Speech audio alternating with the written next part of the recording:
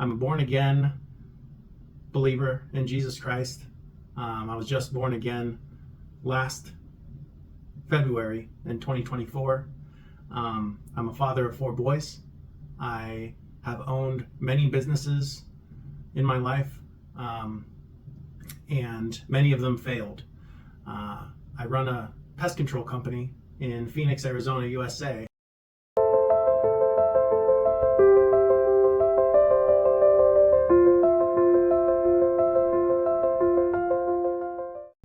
We're going to talk a lot on this channel about using AI. I was thinking this morning when I woke up, every time I learn something new, I feel like that everybody in the world already knows it.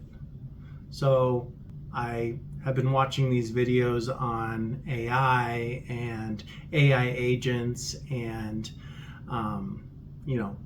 creating these AI agents and selling them to other businesses, using AI to create programs by vibe coding, and I feel like that I'm way behind. That everybody is already doing this. That I'm late for the train, and everybody's creating content on YouTube. Everybody's trying to be a famous YouTuber, and I do not want to be an influencer. That's not the goal here. I want to provide value based on my experience. So who I am, I'm a born again believer in Jesus Christ. I was just born again last February in 2024. I'm a father of 4 boys. I have owned many businesses in my life, and many of them failed. I run a pest control company in Phoenix, Arizona, USA, and we specialize in bed bug treatment, so it's quite a niche, not a normal pest control company. And I started this back in 2012. So I had worked for my uncle's company called The Beekeeper Total Bee Control, and I was actually a technician for him from 2007 until 2012. And so my only job was actually to exterminate honeybee hives if it was necessary. If they're in a roof or a wall, they're aggressive, they're a threat to humans, then it's necessary to exterminate them. It is not often possible to remove them alive and relocate them. And so I would exterminate the bees. I would see if there's honeycomb present within the wall space or the roof space, and I would go ahead and extract that honey by cutting open the roof or the wall, cleaning out that honeycomb, because if you exterminate the bees and leave the honeycomb in there, then there's going to be a major issue later on. Number one, it's going to attract bees back into that same spot, either this same year or next year or at some time in the future. Number two, it's going to attract other pests such as ants, rodents, any other kind of pest that's going to want to eat that honey. And it's going to also, in Phoenix, it gets 110 degrees in the summertime or hotter, and the bees actually keep that honeycomb cool. So they go back and forth all day long and get water. You might have seen them around your swimming pool or fountain or puddle that's in your lawn, and they're just going back and forth all day. You might be thinking, oh, there's a beehive in the edge of my pool or in the ground right there in the middle of my lawn. How could that be? But no, actually those bees are getting water and they're bringing it back to their hive. They're putting it onto their hive, their honeycomb that's made out of wax, and they actually stand there and flap their wings as fast as they can to cool that honeycomb. So it's an evap cooler, basically. And so I don't know if that was the inspiration for evaporative cooling systems, but it might have been. And anyway, so it keeps the hive, whether it's 110 degrees outside or it's 20 degrees outside, bees keep their hive at 98 degrees. So that's really interesting because the human body is also 98 degrees. So I like to think of a beehive as one organism. So a single bee, I think of more as like a cell in a body. So each different type of cell has a different job. Some of the bees will go and gather nectar. Some of them will go and gather pollen. Some of them will go and gather water. Some of them will, if they're younger, the youngest bees and the oldest bees, they don't really leave the hive. It's all the bees that are in the middle age range that go and forage. And so the younger bees and the older bees, the youngest bees and the oldest bees, they'll actually take care of the queen. So the youngest bees produce what's called royal jelly, and so it actually is produced from their body, and it kind of excretes from their body, and they gather it and they feed it to the queen. And you may have noticed royal jelly in some products like facial products and stuff like that. It's really interesting. I could talk all day about bees, but anyways, that's what got me started in the pest control industry, was working for my uncle's company, my Uncle Chris, called The Beekeeper Total Bee Control. And in 2011, I hurt my back really bad. So I blew out my discs. I had not just herniation, but a disc ruptured. So each of your discs inside your spine that are in between your vertebrae, there's a disc, and that disc is like a jelly donut. And so when it herniates, the disc comes out from between the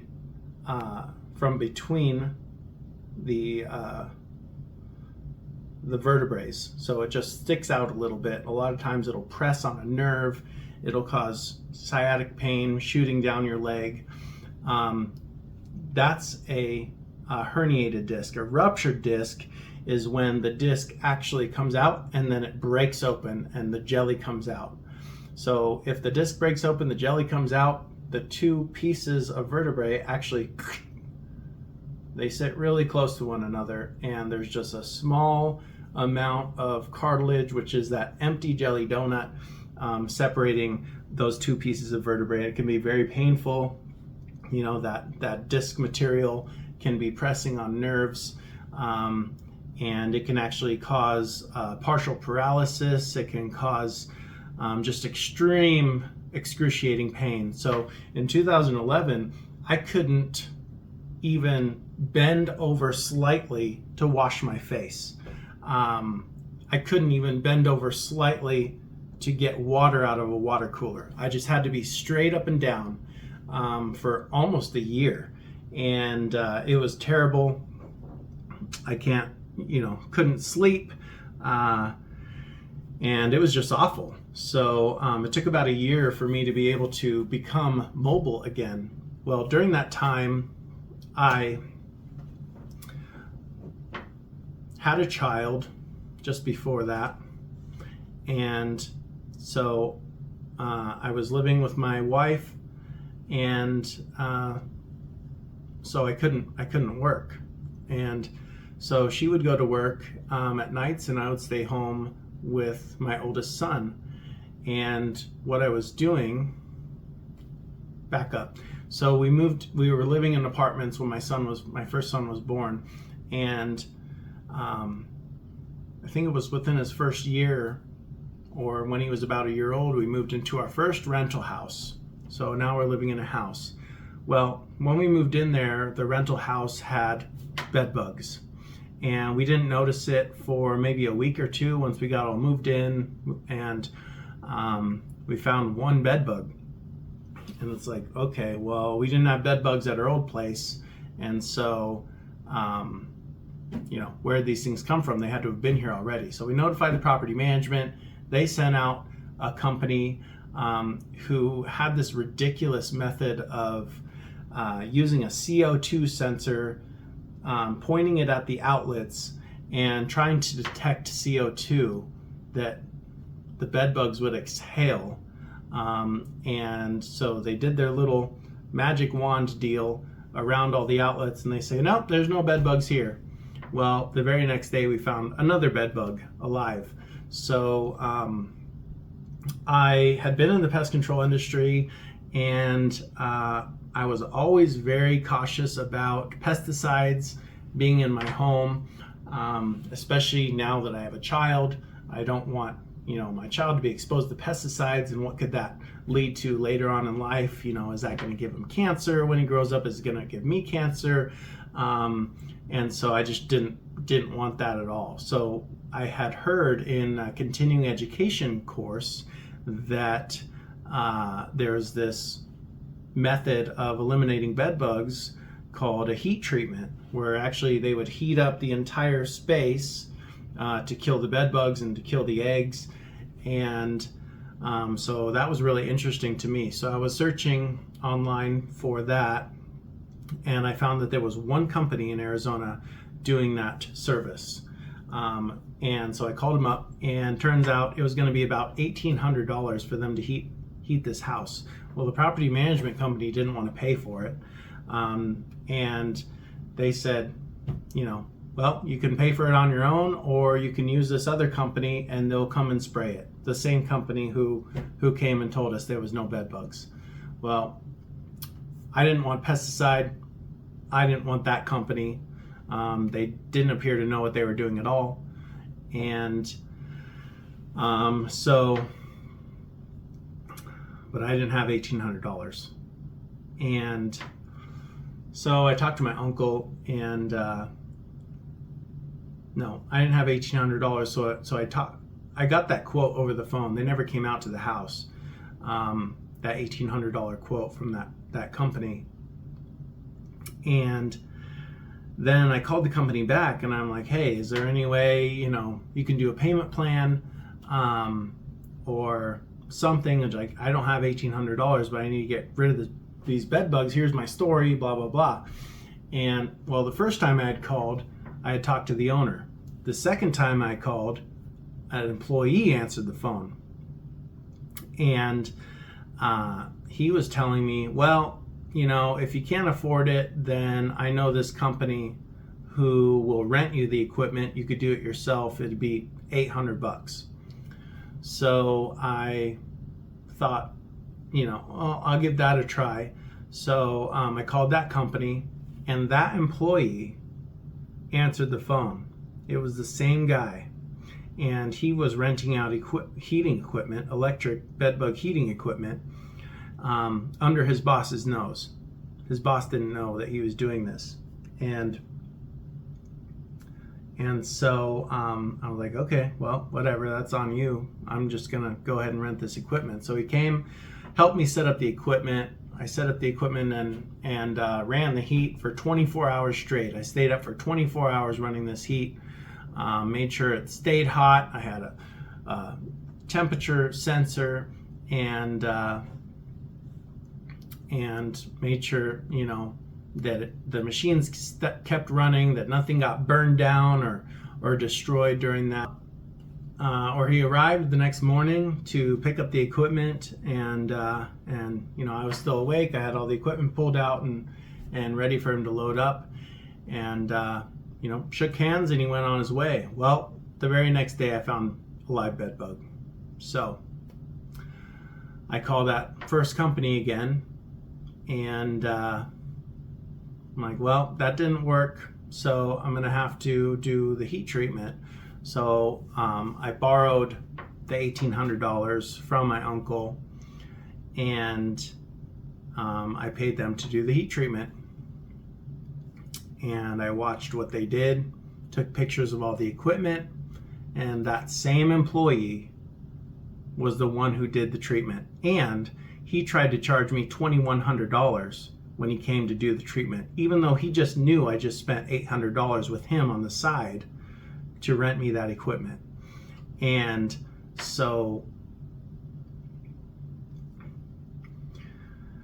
yeah, that was shady. Well, he ended up doing it for the $1,800 and heated up the place using completely different equipment, and he was able to get the job done in like 4 hours, and I never saw any bed bugs after that.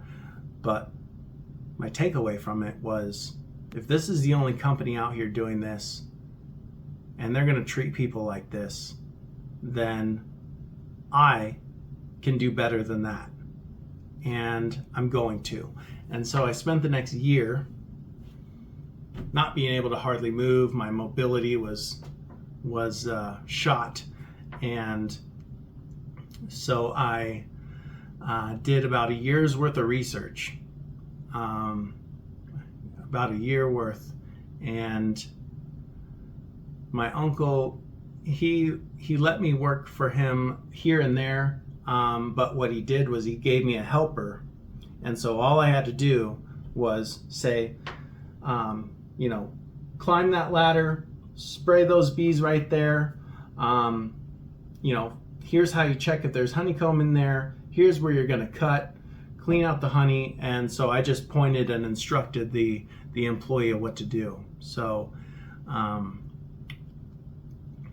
was able to have some revenue doing that kind of part-time while I was injured. My wife was also working nights, and so I spent all of my time on the computer figuring out how to build a website myself, figuring out how to do marketing, how am I going to get these customers, figuring out what type of equipment I'm going to use, how much that's going to cost, and then putting this all together as a business plan, approaching my uncle and saying, here's my business plan, here's how much I need to borrow, and he went ahead and lent me the money. So Uncle Chris lent me the money, and I went ahead and purchased the equipment that I needed. My uncle let me use the work truck from his other business to tow the trailer, so I had to buy a trailer, I had to buy the equipment, build the website, and get it going. So from the very beginning of this business, I was not able to work in the field because of my physical, condition, and so all of that, like a lot of people, they would see this and they would say, why did God do this to me? They would experience this and they would say, why would God do this to me? I don't understand why this bad thing happened to me. Poor me.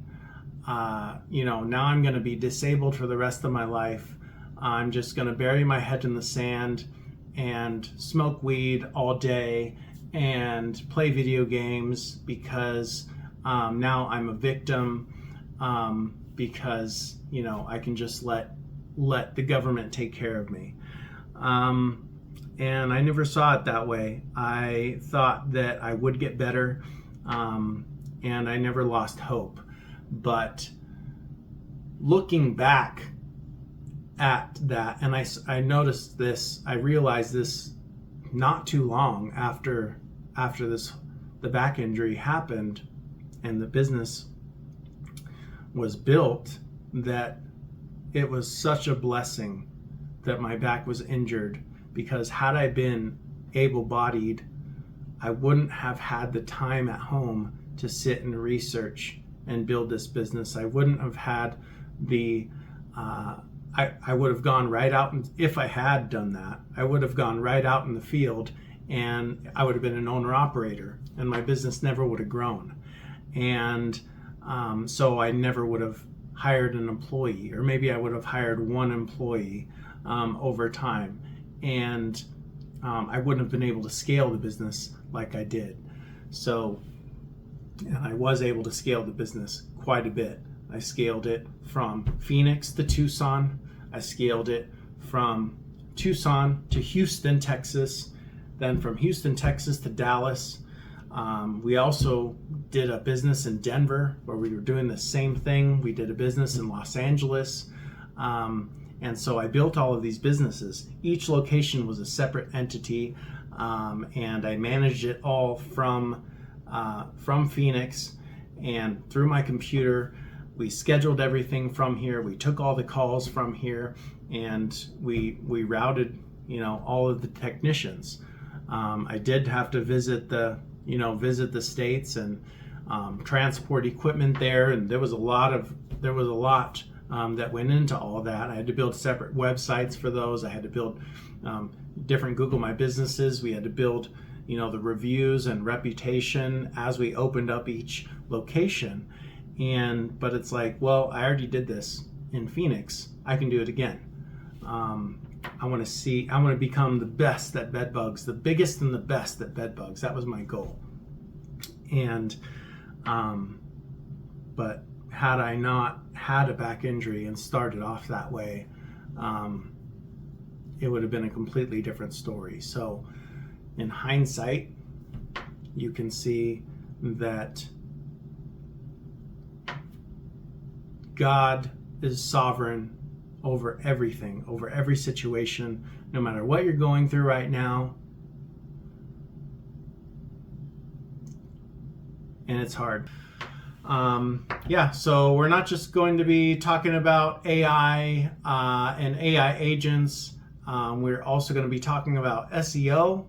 I've been doing SEO for my own businesses since 2012. I'm self-taught, and I have worked with SEO agencies and what is SEO? Search engine optimization. So we're talking about websites.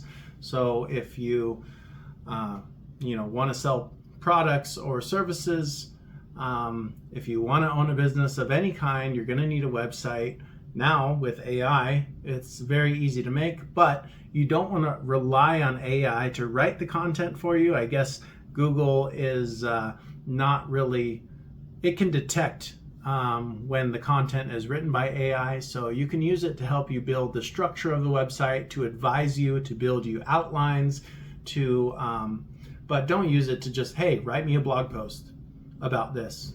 Do some research, and then just go ahead and take that content and change a couple sentences. I think that's not going to do you much good.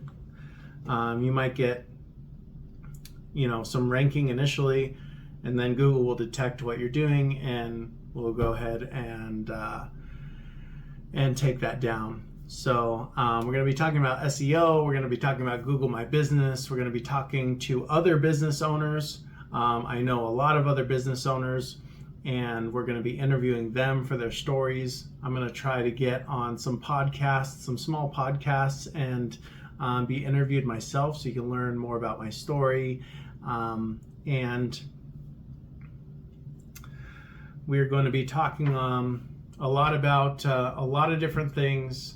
I'm going to do my best to glorify God through every conversation that I do. God is the most important thing to me. It's more important than my business. It's more important than my children even. It's more important than anything, because I do not want to be that person I used to be, but it's the new heart and the new mind God has given me to love Him. You can't make that happen on your own. And so if you want to see more content like this, give me a chance. Hit subscribe, hit the thumbs up button. If you liked it, hit the thumbs down button. If you didn't, don't hit the thumbs down button. If you didn't, just move on. Scroll to the next video. And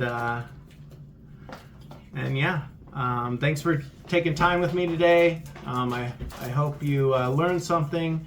And I look forward to teaching you everything that I know.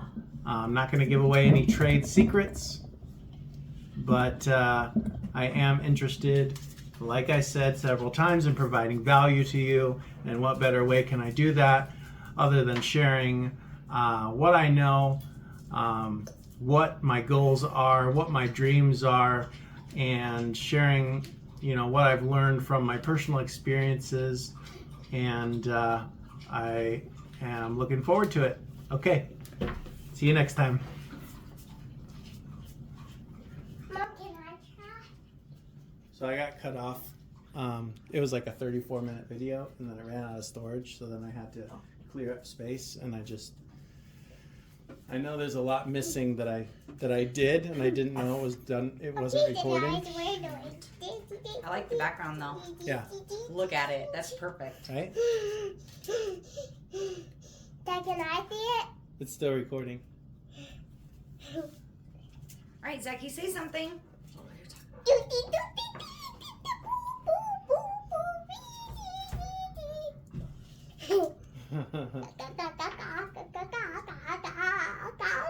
Do you want to be a YouTuber? Wait, Dad, turn it the other way so I can see myself. You won't see it if I turn it the other way. You'll see Mom.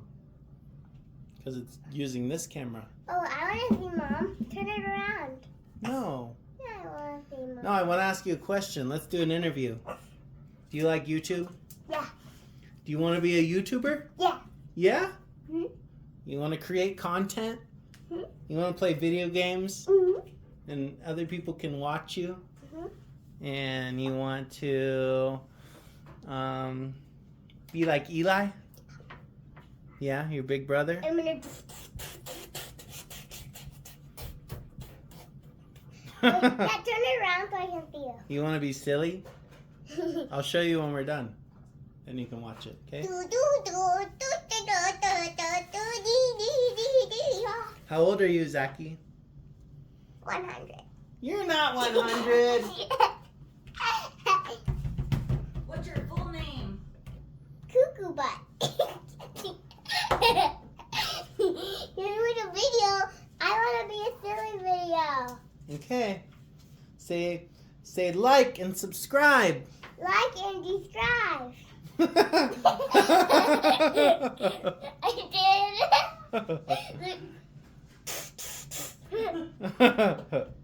Okay, bye everybody. Bye.